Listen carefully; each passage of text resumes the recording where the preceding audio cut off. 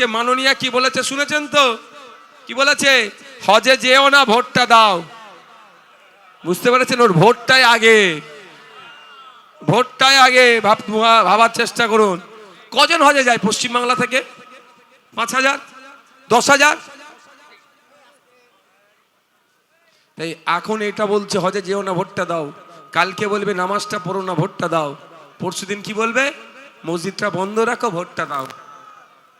ভোটের জন্য সব বলতে পারে। তাই সাধু সাধু সেজে আছে, সাবধান। এই তৃণমূল বিজেপির পক্ষে একটাও ভোট নয়। ভোট দিকে দিকে বামপন্থী আইএসএফদেরকে আপনারা দেবেন। ধন্যবাদ, থ্যাংক ইউ। 52টা সিটে ভোট হবে, কিন্তু আমাদের বাদুড়িয়ার ভোট আজকে হয়ে গেল, স্বরূপনগরের ভোট আজকে হয়ে গেল মালঙ্গপাড়ার মাঠে। ফলে এই দুই জায়গার বিধায়ক বামফ্রন্টের পক্ষে, আইএসএফ এর পক্ষে, জোটের পক্ষে জয়লাভ হলো। আমরা আপনাদের কাছে এইটুকু বলতে পারি যে 1977 সালে, আমাদের তো বয়স হয়েছে, 1977 সালে এইরকম জনঢেউ আমরা দেখেছিলাম। তখন ছিল পশ্চিমবাংলায় কংগ্রেসের সরকার, সিদ্ধার্থ শঙ্কর রায়। সেই কংগ্রেসের বিরুদ্ধে তখনকার দিনে যারা ছিলেন, জনতা দল, নাঙল কাঁধে মানুষ, হাজী আলহাজ হান্নান, তাকে আমরা এমপি করেছিলাম এই বসিরহাট লোকসভা থেকে। এবং তারপরেই এই বাদুড়িয়া থেকে মোস্তফা বিন কাসেম এবং আনিসুর রহমান স্বরূপনগর থেকে জয়লাভ করে বিধানসভায় গেছিলেন। সেই সময় দেখেছিলাম মানুষের ঢেউ, প্রতিটি গ্রামে, প্রতিটি বুথে, মহল্লায় মহল্লায় ঢেউ। আর সেই ঢেউ আবার শুরু হয়েছে 2026 সালে। বাদুড়িয়ার মানুষের অভিজ্ঞতা থেকে এই ঢেউ তৈরি হয়েছে। কারণ এবার যদি তৃণমূল জেতে, তাহলে সামনের পঞ্চায়েত নির্বাচন বাদুড়িয়ার মানুষ করতে পারবেন না।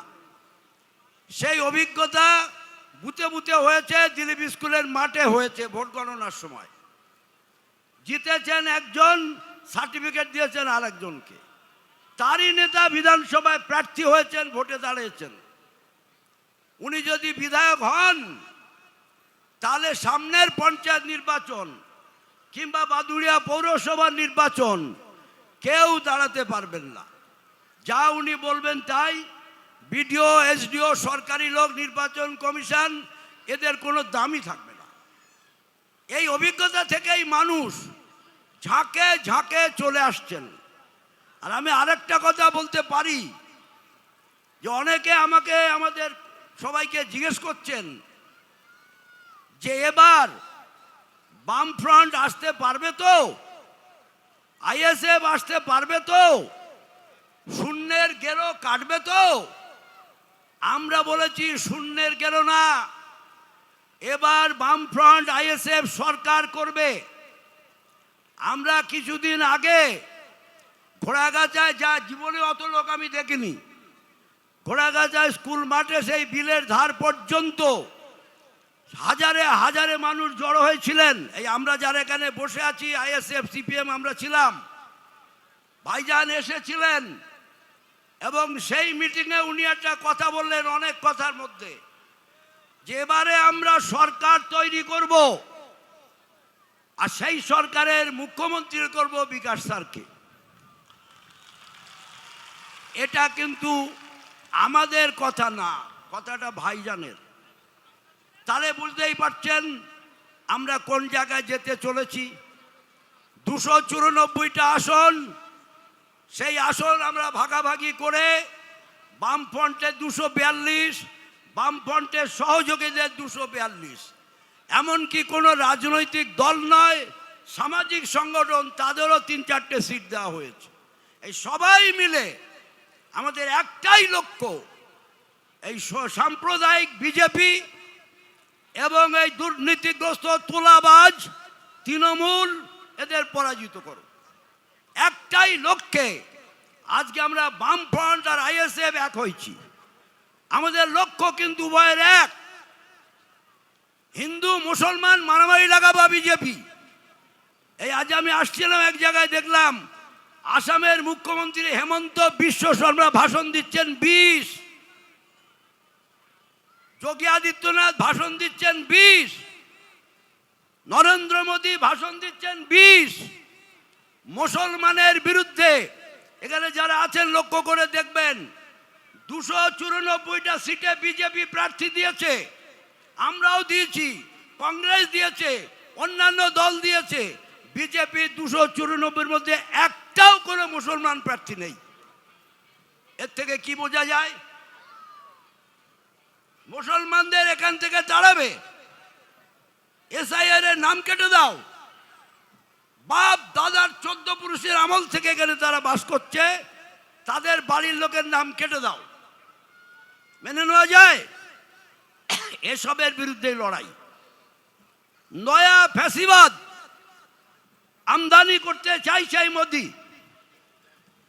সুতরাং এসবের বিরুদ্ধে লড়াই, ঐক্যবদ্ধ লড়াই ছাড়া উপায় নেই। তাই আজ আমরা ঐক্যবদ্ধ। কৃষক আন্দোলন হয়েছিল, হান্নান মোল্লা মালঙ্গপাড়ায় বললেন। দিল্লিতে জানেন 2 বছর ধরে হাজারে হাজারে কৃষক, লাখ লাখ আন্দোলন করেছিলেন। দিল্লির সরকার এত মেজরিটি থাকা সত্ত্বেও কৃষক বিরোধী বিল প্রত্যাহার করতে বাধ্য হয়েছিল। নরেন্দ্র মোদী আজও পর্যন্ত চাষিদের ফসলের দাম, এমএসপি মিনিমাম সাপোর্ট প্রাইস আজও বেঁধে দিল না। কথা দিয়েছিল আপনারা আন্দোলন তুলে নেন, বেঁধে দেবো, দেয়নি। বিশ্বাসঘাতক। সে এসে চাষির সারের দাম বাড়াচ্ছে, ডিজেলের দাম বাড়াচ্ছে, কীটনাশকের দাম বাড়াচ্ছে, ফসলের দাম দিচ্ছে না, ধান বিক্রি করতে গেলে ধলতা দাও। সে এসে আজকে ভাষণ দিচ্ছে হিন্দু মুসলমান ভাগ করো। হিন্দু চাষি কি সুখী আছে? হিন্দু ক্ষেত মজুর কি পরিযায়ী হয়ে বাইরে যাচ্ছেন না? মুসলমান চাষি, মুসলমান ক্ষেত মজুর কি সুখী আছে? উনি আজকে ভাগ করছেন, হিন্দু মুসলমান ভাগ করো। তোমার ফসলের দাম দেবো না, তোমার সারের দাম বাড়াবো, দানা সার, ইউরিয়া, পটাশ, ফসফেট সব দাম বাড়িয়ে দেবো। ও তোমরা খালি হিন্দু মুসলমান মারামারি করো, আর আমি দাম বাড়িয়ে বাড়িয়ে আম্বানি আদানি ওদের আমি সেবা করি, কোটি কোটি টাকার মালিক করে দেই। চলবে? এই জিনিস চলবে না। মমতা ব্যানার্জি ওই তালে তাল। তিনিও নাও কৃষক বন্ধু 5,000 টাকা মাসে, ভিক্ষে নাকি? সারের দাম কমানোর কি হলো? চাষির ফসলের দাম কি হলো? পাটের দাম পায় না কেন? ধানের মিনিমাম সাপোর্ট প্রাইস পায় না কেন? সেসব তো বলছো না। উনি করেছেন অযোধ্যায় মন্দির, আর এখানে ইনি করেছেন দীঘায় মন্দির। আমার আপনার ট্যাক্সের টাকায় মন্দির হবে? দীঘায় মন্দির হবে কার টাকায়? সরকারের টাকায়। কেন? দুর্গা মণ্ডপ হচ্ছে সরলেগে, কার টাকায়? পশ্চিমবাংলা জনগণের টাকায়। কেন এসব হবে? কেন? আর ওর জন্যই ওনার দলের লোক হুমায়ুন কবির, তিনি ওখানে বাবরি মসজিদ আরেকটা করবেন বলে ইট তুলছেন, চাঁদা তুলছেন, আবার ভোটেও দাঁড়িয়েছেন। এইসব চলবে? বেকার ছেলে চাকরি পাচ্ছে না। বামফ্রন্ট ইস্তাহার প্রকাশ করে বলেছেন যে আমরা সরকারে এলে প্রতিটি ঘরে একটা করে চাকরি আমরা দেব। যারা চাষির ঘরের ছেলে, গরিব মানুষের ঘরের ছেলে, রিক্সা চালায়, চায়ের দোকান, ছোট ছোট দোকান, তাদের বাড়ির ছেলে মেয়েরা যারা লেখাপড়া শিখেছে, অন্তত একজনের চাকরি দেবো যাতে সংসারটা বাঁচে। আমরা ঘোষণা করেছি, বই আছে, ছেপে বের করে দিয়েছি, আমরা দেখবেন আপনারা। আমরা বলেছি 16টা ফসলের দাম আমরা বেঁধে দেবো, সর্বনিম্ন, এর কম পাট বিক্রি হবে না, এটা আমরা বেঁধে দেবো। ওনারা চাকরি দেওয়ার নাম করে 15 লাখ, 20 লাখ, 30 লাখ নেবে, তারপর 26,000 হাই স্কুল মাস্টারের চাকরি চলে গেল। চুরির একটা সীমা থাকা দরকার। সুতরাং এই জিনিস বরদাস্ত করা হবে না। আমরা জোট বেঁধেছি কিন্তু এইসব কারণে। কেউ হিন্দু মুসলমান ভাগ করছে, আর কেউ সাধারণ বেকারদের, চাষিদের, গরিবদের, মধ্যবিত্তদের শেষ করছে। এই জিনিস মানা যাবে না। সে বাণীপুরে মিটিং করতে এসেছিলেন মমতা ব্যানার্জি। রেশনের চোর, জেল খাটা আসামি, তারে করেছে হাবড়ার প্রার্থী, তার পক্ষে সওয়াল করছে বাণীপুরে দাঁড়িয়ে, চোরের ভোট দাও। কেন? রেশনের মাল বিক্রি করে দিচ্ছে লরি লরি বাংলাদেশে, সিঙ্গালে আটা চাল বিক্রি করে দিচ্ছে জেলা মন্ত্রী হয়ে, জেলে গেল, সিবিআই ধরলো, তাকে হাবড়ার প্রার্থী করেছে। ভাবা যায়? চোর কারে বলে? সুতরাং এই জিনিস বরদাস্ত করা হবে না। আমাদের রাজ্যের মানুষ আগে বুঝতেন না, আস্তে আস্তে বুঝে গেছেন, ক্রমশ ক্রমশ বুঝেছেন তারা যে এই চোর না তাড়ালি, তোলাবাজ না তাড়ালি মানুষ সুস্থভাবে বাস করতে পারবে না। আমরা সেই কারণে কৃষক, ক্ষেতমজুর, ইয়ং ছেলে, মধ্যবিত্ত, নিম্নবিত্ত, ছোট ছোট ব্যবসায়ী, দোকানদার, এই বন্ধুদের একত্রিত করার আমরা চেষ্টা করছি। সে তুমি আইএসএফ হও, সিপিএম হও, বিজেপি হও, তৃণমূল হও, যে দলেরই করো, সাধারণ নিম্নবিত্ত গরিব সাধারণ মানুষের স্বার্থ রক্ষে যারা করবে সেই সরকারকে আমরা আনব। সোজা সাপটা কথা, আমাদের কোনো লুকোচুরি নেই। এবং আমরা এই লক্ষ্য নিয়েই বামফ্রন্টের চেয়ারম্যান বিমান বসু উনি বই প্রকাশ করেছেন যে আমরা কি কি করব আগামী দিনে। সেই বইটা দয়া করে আপনারা সংগ্রহ করে ঘরে একটা করে রাখবেন, সরকার এলে মিলিয়ে নেবেন সে কাজ আমরা করছি কিনা। তাই আমি বেশি বলবো না, ওরা বলুন। আপনাদের কাছে আবেদন করব, এই বাদুড়িয়ায় 14টা পঞ্চায়েত আর একটা পৌরসভার 17টা ওয়ার্ড,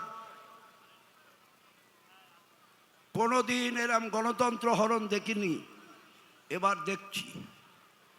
স্বরূপনগরে 10টা পঞ্চায়েত, ওই মালঙ্গপাড়ায় গালে চড় মেরে সার্টিফিকেট কেড়ে নিয়েছিল মালঙ্গপাড়া স্কুলে আর আমাদের দিলীপ স্কুলে। এখানকার মানুষও দেখছেন।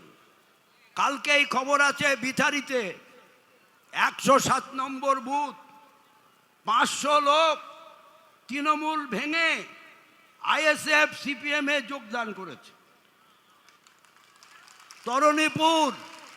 তরুণীপুরেও প্রায় 1000 মানুষ আইএসএফ সিপিএম এ যোগদান করে তৃণমূল ভেঙে। মাথায় আগুন উঠে গেছে বিনামণ্ডলের। 15 বছরের এমএলএ স্বরূপনগরের, 5 বছরের জেলা পরিষদের সভাধিপতি, এখনো সহসভাধিপতি।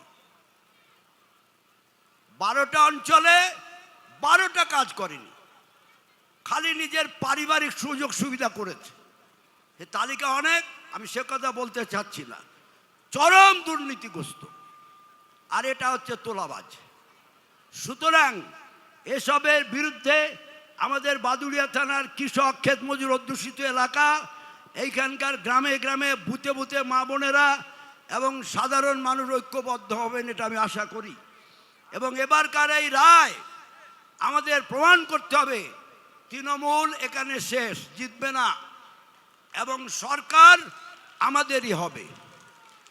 চোরের বিরুদ্ধে লড়াইয়ে বাদুড়িয়ার মানুষ জয়লাভ করবেন, সেই ধারণা আশা আমাদের আছে।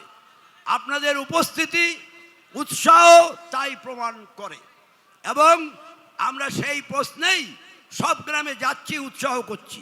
এই সেদিন গেছিলাম বাগজোলায়, কীর্তিপুরে মিটিং করলাম, বহু নতুন লোক এখানে বসে আছেন, ওই যে ভুট্টো ভাই। আমি ওই ভদ্রলোকে দেখলাম, মিটিং হলো, নতুন লোক, সবই তো প্রায় তৃণমূলের মানুষ, কিছু আমাদের লোক।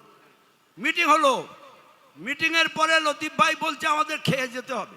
1000 লোকের রান্না করেছে কীর্তিপুরে ওই লতিফ ভাই। যারা যারা মিটিং এসছে সবার খেয়ে যেতে হবে রাত 10টার পর। কীরকম উৎসাহ গ্রামে গ্রামে জেগে উঠেছে দেখুন। সুতরাং আমি এরকম অনেক গ্রামের অনেক ঘটনা বলতে পারি, এই কদিন ঘুরছি তো বলতে পারি, আমি সব জায়গায় যাচ্ছি না। আমি এইটাই আবার বলবো যে কালকে নির্বাচন হবে, ওইখানে 152টা সিটে, আমাদের তো 29 তারিখ, আমরা এটা প্রমাণ করে দেবো যে এই সিটে কুতুবুদ্দিন সাহেব অনেক অনেক বেশি ভোটে জিতবেন এবং আপনারা জেতাবেন, প্রতি বুথেই জেতাবেন, এই আশা রাখছি। নতুন ইয়ং ছেলে মেয়ে যারা বেরিয়েছেন তাদের আমি খুব ধন্যবাদ জানাই, তাদের এনার্জিকে ধন্যবাদ জানাই। তারা লড়ছেন প্রতি বুথে বুথে। আমি সবাইকে ধন্যবাদ, নমস্কার, সালাম জানিয়ে আমার কথা আমি শেষ করছি।